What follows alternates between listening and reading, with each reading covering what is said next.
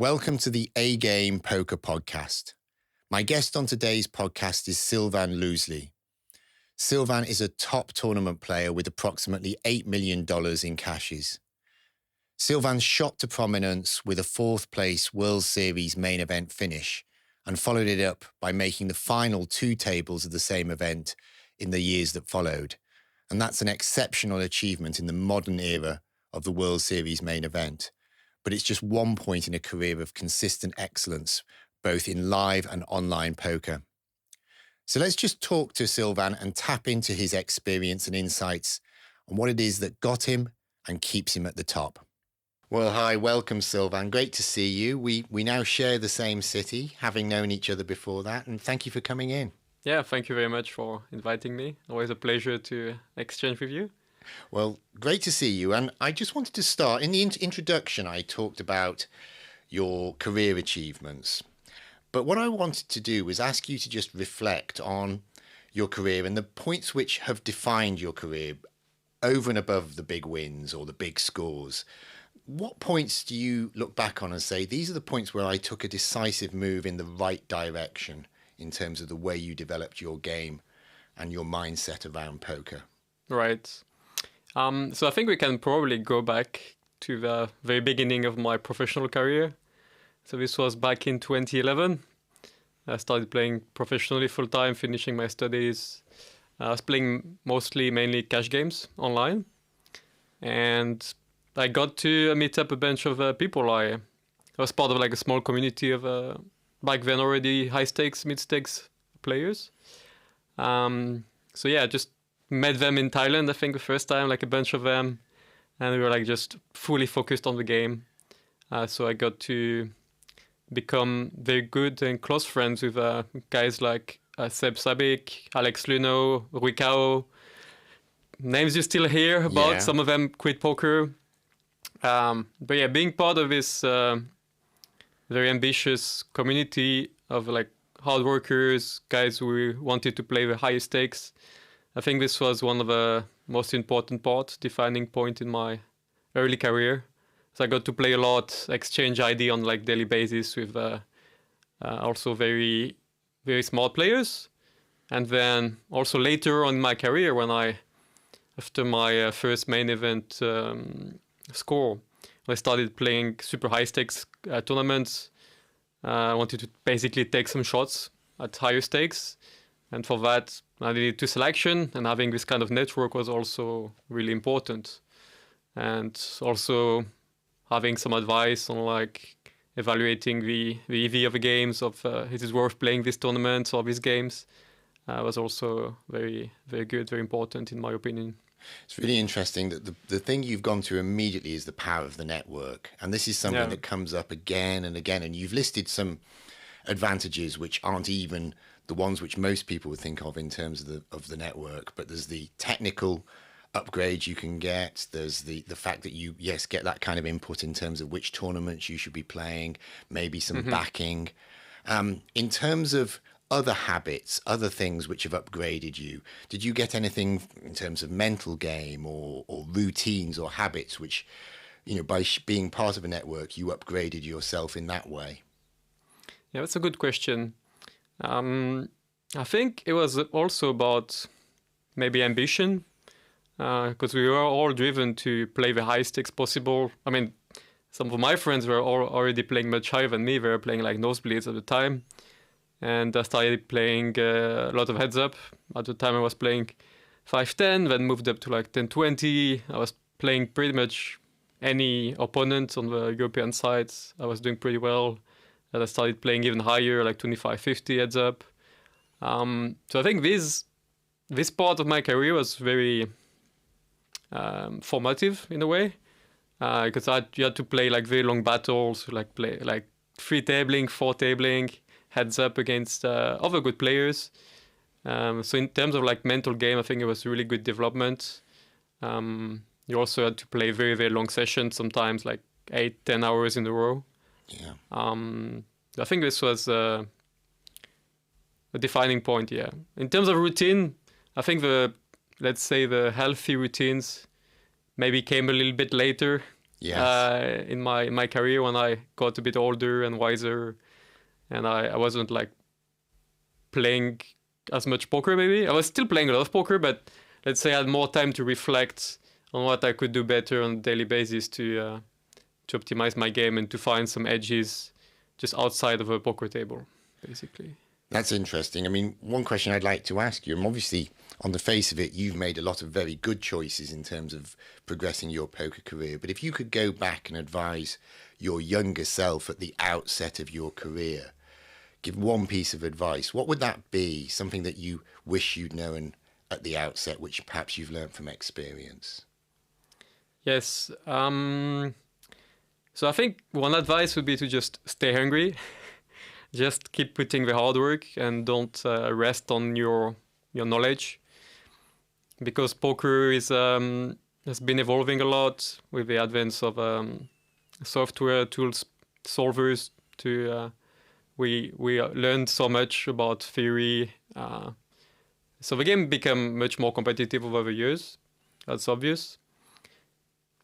But yeah, I think one fallacy can be that when you're doing really well in poker, it's just kind of like, just keep playing and you don't necessarily like study as much as you should. But there are some guys out there who are like very hungry and like they're moving up the stakes and they might be working harder than you. And if you don't put enough efforts, at some point they're going to catch up and they're going to become better than you. Yeah, for sure. And you talked about things that maybe you integrated later in your career as you got older and wiser. Tell me a little bit about what kind of things you did as you moved through your career to keep in the best possible state to compete in the games. Yeah, I guess one of the first one that comes to mind is mental work, for sure. I actually started working on the mental game very seriously back in 2013, I think. Actually, right before my main event run. Yeah. This was when I was starting to play pretty high stakes online, 25-50, even taking some shots at 50-100. So the swings were pretty big. Sure. At that point, like swinging 20-30K a day was quite common. So even though you're already you have like few years behind you of like playing professionally, and it's becomes like a lot of money. So you need to be able to stay detached from the value of the money when you're playing poker, and also making sure that you're not being affected by the swings emotionally, and you're still playing your A game on a consistent basis. So what have you? I mean, obviously you've highlighted one of the big challenges, which is coping with the swings. What could you perhaps share a few thoughts about what the biggest mental game challenges you've had to deal with, and the kind of techniques that you've used to approach those? Right, I think there are loads actually. It's hard to just like pinpoint a few in terms of like mental challenges you can face as a poker player. I think most people could relate to, for example, how to deal with downswings, because at any point in your career, sometimes you have to face some it can be quite long, but it can be also sometimes just a few weeks, but it can be a few months long. Dealing with downswings can be quite tough, because this is basically when you're going to start questioning sometimes too much your game, your abilities, and if you're not playing your A game on a consistent basis, then it might actually stretch out the downswing. So you've described downswings and the importance of dealing with those, and you made a decision at some point to move into MTTs, where the downswings can be even more brutal. Perhaps the individual games don't have as much money in them, but the length of a downswing can be quite significant. Tell me about how you've managed to deal with that, how you found it compared to dealing with downswings in cash games and variance in cash games. Right. So I think maybe in my position, I was also lucky to have, first of all, like a much bigger bankroll than a lot of players. Thanks to having like won already like quite a lot of money playing cash, and then my main event score So I was much more comfortable to approach the swings of live poker. Because obviously you don't play so many tournaments. It's even if you put some volume compared to online, I mean, live poker is just ridiculous. The edges are higher for sure, but the variance can be ridiculous. But yeah, I got also the chance to become a brand ambassador. I was a team pro for Winamax for many years, which was great support to cover a bunch of travel expenses. It was a great way to also take shots at like bigger buy-ins. So yeah, I did to be honest with that. My background and my bankroll, dealing with swings was for sure much easier. For sure. And I was also not to try to. I was trying not to think too much about short-term results, and had these clear goals of like reaching the high stakes as soon as possible in tournaments. Once I made the transition. So yeah, I think it was more like later on I had to deal with like, let's say, bigger downswings when I started playing really high stakes. I see. So I just want to now focus on your World Series deep runs, because you are in the modern era a very unusual phenomena of having two properly deep runs.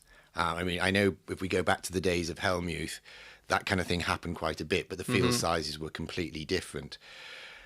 I just want to really tap into what you learned from those deep runs, because I suppose you had the unusual experience of having one super deep run coming fourth and then finding yourself going super deep again. Just looking back on that first deep run, what, if any, big takeaways did you actually manage to extract from that experience first time round? Yeah, I think first time around, it's actually funny. I think one of the biggest takeaways that I wasn't prepared to like perform at my peak for 7 days straight. Yes. And it's a real marathon, to be honest. It's a real marathon. So actually at the end of day 6, so we're already very deep. We're like 40, 35 people left, I'm not sure.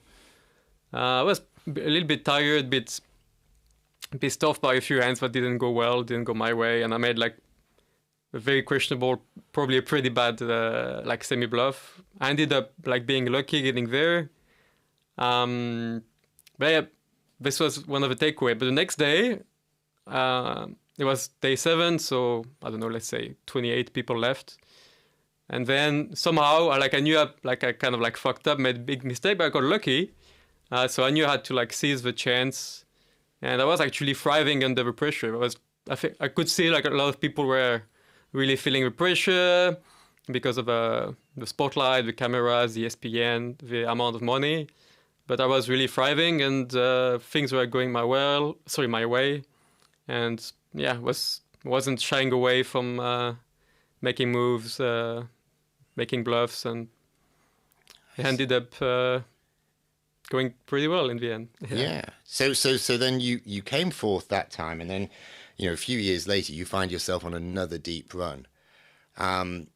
What did you feel, if anything, the first experience had given you going into the really deep stages of that second run?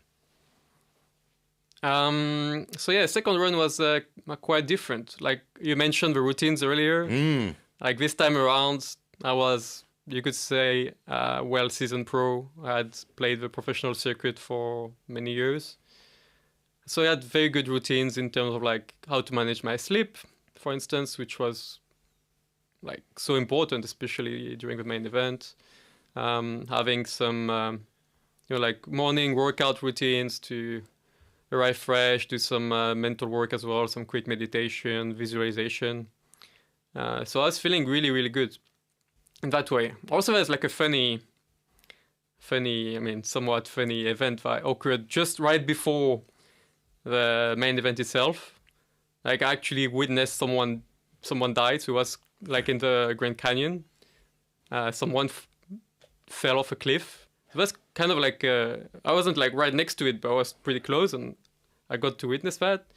It was quite, quite a traumatic event in a way, because you really feel like you want to do something, but you're obviously helpless, and you just like contact the rangers, and yeah, it felt really bad. And then I got the chance to like do some work with Elliot Rowe the next morning to kind of like put these things in perspective.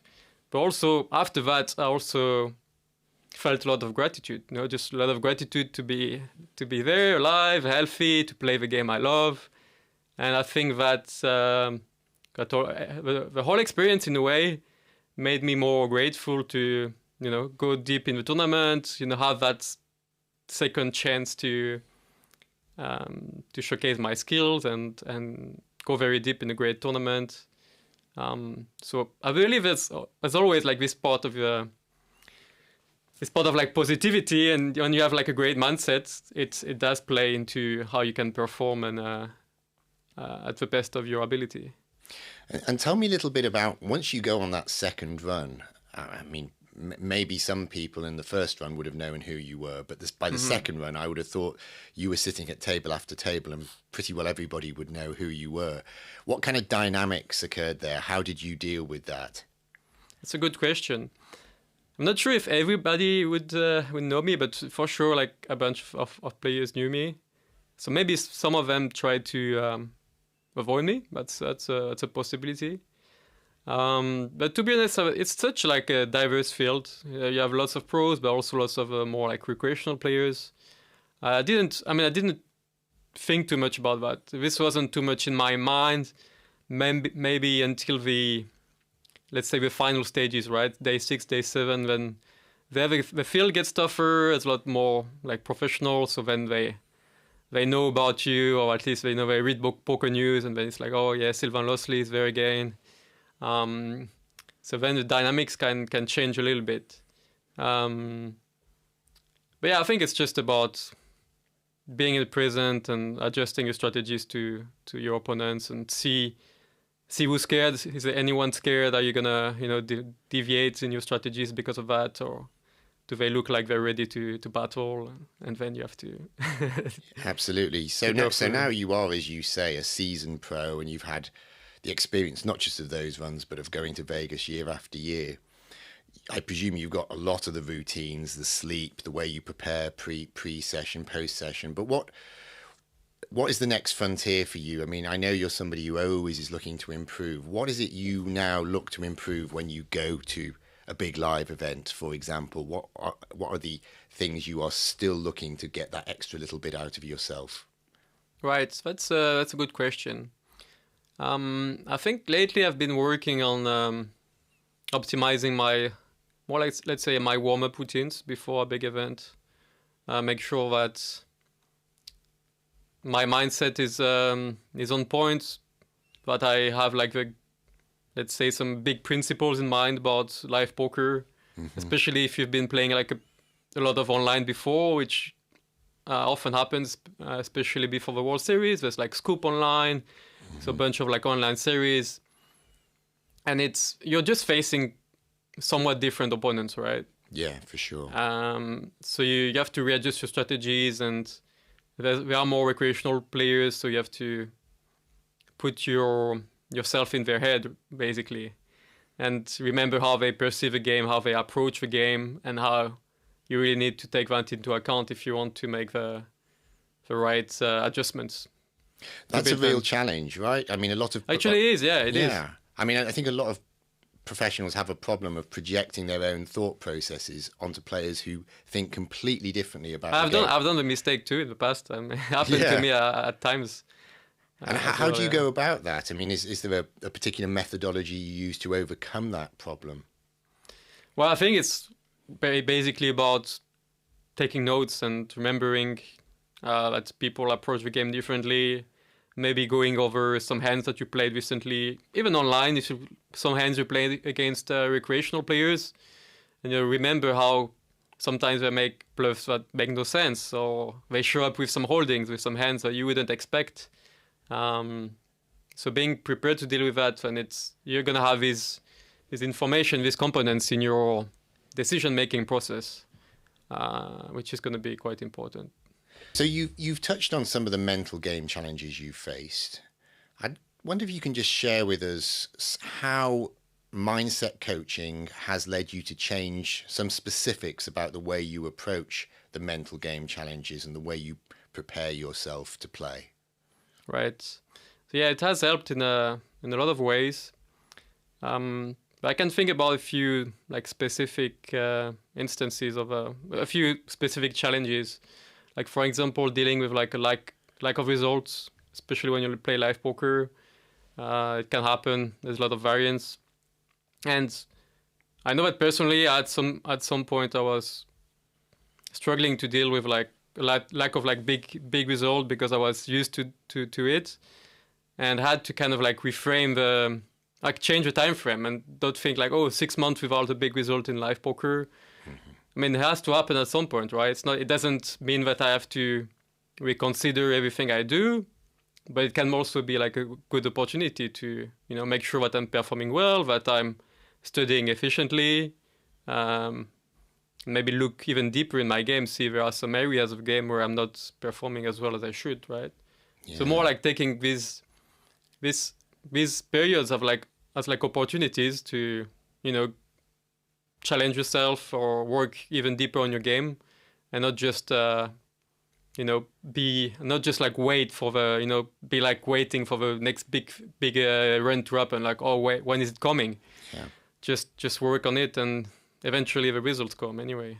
This is the way you framed your response to downswings is something I've observed in the best players. They are able to at once recognize that they are still fundamentally plus EV propositions in the games. They don't lose sight of their qualities, which meant that when they were playing, when they were on the positive side of variance, they could recognize that and they could be confident. They never lost that completely during downswings, even though the downswing was tough. But at the same time, see that downswing as a chance to improve, actually use it as a springboard to get even better. And that's something I've really observed in the very best players. And I think it's what drives people on who actually go on and succeed and sustain long careers, which is something I'm going to talk to you about in a minute. I want to talk to you because you've now been at the top for a long time. Tell me a little bit more about that. Tell me about what you think has sustained your longevity in poker, because, we've talked about the remarkable ability to reproduce results in the main event, but your career is much, much more than that, and you are still consistent. I know your results, and you're still producing online and live consistently. What do you think is marking you out as able to sustain that consistency? Because that is the pot at the end of the rainbow every poker player chases, right? Right. Well, first off, I guess having a competitive personality is probably very important, but it's certainly not going to be enough to achieve consistency over a long time. So then I think I'm setting some goals. So goal setting, I think it's very important part of the process. So having some probably like hard goals, which are going to be hard to achieve, but they're going to be driving your career. It could be like becoming number one in the GPI rankings. That's going to be really hard. You can have like to put a lot of effort, a lot of volume to get there, or winning some EPT main event. You might never win one, actually. Even some of the best players never won one because these are tough fields, big fields, not so many opportunities every year. But I think it's very important to have this kind of like big drivers in your career. And then you can have, of course, like smaller goals in between, like winning smaller tournaments or moving up in stakes, which are going to help. But I think that's a very important part of the process.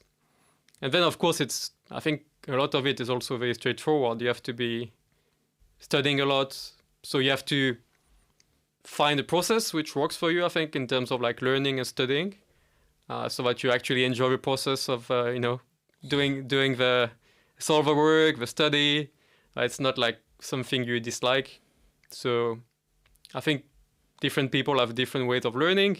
So you have to find what works best for you. If you prefer working alone, working with a community of other players, I think that's probably, it's very necessary for everyone. But I think you have to mix both, like working, exchanging ideas and strategies with a community, with other players, but also do some work on your own to make sure that you've integrated the concepts, the important concepts, important theoretical concepts of a game deeply, and then you can implement the strategies effectively when you're playing, where it's like a high pressure environment.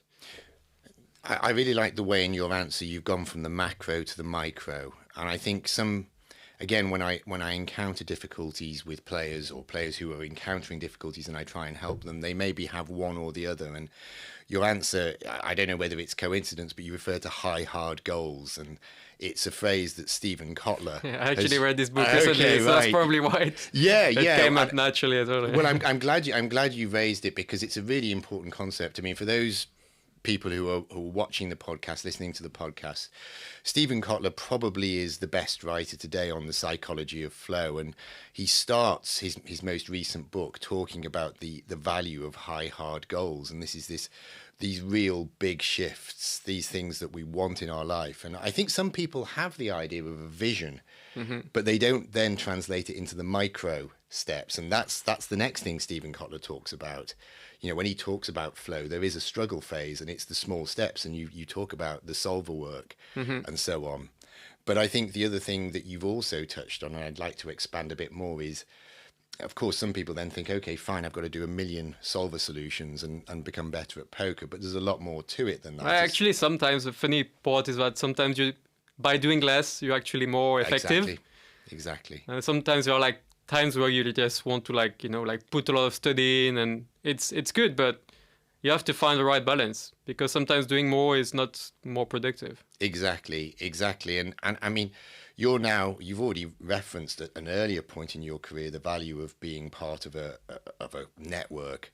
I know that you are part of a network of elite MTT players, and there's other people in there. I know there's a heads-up specialist, a real crushing heads-up specialist in there. Right. Tell me about the value of that in terms of how that's helping you at this stage of your evolution. Yeah, I mean, the values are tremendous in a way that you get to share knowledge on different parts of the game. There's so much to study, especially when you study MTTs. You can study like PKO tournaments. There's like a lot of maths and solver work to do there. ICM is very important part of the process. I've been doing a lot of that over the past couple of years. Yeah, just having people who can share their work and their knowledge, and reciprocally you can do the same. I think it's very powerful. You're gonna gain a lot of insights in a shorter time frame, and also it's also I think just more motivating to like work with people who have similar values and goals in poker, and you share the success. You're one's like guy who's like scoring big, and you're like even more motivated to have a big score as well, and it's very motivating in that way. So tell me what the future holds for you in terms of, I mean, as far as you want to share it, what is your vision for the future? Maybe what are your high, hard goals, and how do you intend to drive yourself towards them going forwards? Right. So in terms of my vision, I think my kind of like ultimate goal is to be playing the Triton events, like a lot of these events on a regular basis. I think these are very exciting events. I only play a handful, maybe one or two. I mean, I used to play a bit more like high stakes live tournaments, but also realistic at some point that I realized that I kind of like fell behind some of the best players. I think at some point I was doing very well. I was up there, but some of the guys did more work than me, and I knew when to like select more which tournaments I should be playing, and move down in stakes, which is fine. But yeah, the goal is always to move up and be part of the elite. And how do you get there? Well, it's a lot of work, but it's obviously a lot about studying, but it's about refining the way you study, about being more efficient, and then getting the backing to also sometimes play some bigger buy-ins, take some shots. For sure. But yeah, there's no rush. I'm not like in a big rush to get there again, but relatively soon that's the goal. And as you know, the theme of this podcast is really around the mindset aspect of poker. Right. Where are your new frontiers which you're pushing in terms of mindset? What kind of work are you looking to do to take yourself, if possible, to an even higher level in that regard? Right. I would say more visualization work. I feel like visualization has been very powerful since I've begun implementing it on a very regular basis. So actually coupling the visualization part with like some actually technical aspects of the game, some like specific sports where sometimes you're struggling or you're not sure about what's the best decision or how you should approach a sport. I think that helped a lot, especially when you're playing online and you have to deal with sometimes multiple decisions at a time. I think it's been great, so I'm gonna keep working in that direction, doing more visualization, and also clarifying as many blind spots as possible. Because I think we all have, even the top players, they all have some blind spots. For some sports where they can perform better, they're making mistakes, small mistakes sometimes, probably most of the time small ones, but they're not aware of it. So there's always room for progression and bringing more clarity into your strategies. I'm really glad you've touched on visualization. I mean, there's been a lot of work done on this, and I think some of the best recent work is from Dr. Emily Balcetis, who's a psychologist from New York, and a lot of the work is related to visualization in athletics, but it's been found to have a wider application, and this idea of really narrowing in on short-term goals, and this comes back again to the macro and the micro. The big vision is good. It's good to have that. It's important, as Stephen Kotler's said, but it is important to then go really micro. And for example, her work has highlighted the fact that even recreational marathon runners, if they focus on the shorts of the person in front of them in the marathon, they run faster than if they just have a broader vision of getting to the finish line. But this is something that is also really important in knowledge professionals, having that visualization of, okay, I find this spot tough in game. I'm going to see myself confronting this spot and overcoming it, and actually executing on the learning. Right. When you find yourself in that specific spot, then you find it easier to navigate your way through it. Exactly. It's clearer in your mind. What you should focus on. Yeah, for and sure. Yeah, it's also easier to deal with emotions that may arise. So it's very powerful. Okay, so EPT London's coming up. I presume as a resident of London, you're going to be there. And Indeed, yeah. Very much looking forward to it, playing on the home ground. Okay, that's going to be great. And I may well see you there. So it's been great seeing you, Sylvain. Thank you so much for coming in. Thank you. And thank you for sharing all of your insights with us. It's been a pleasure. Thank you.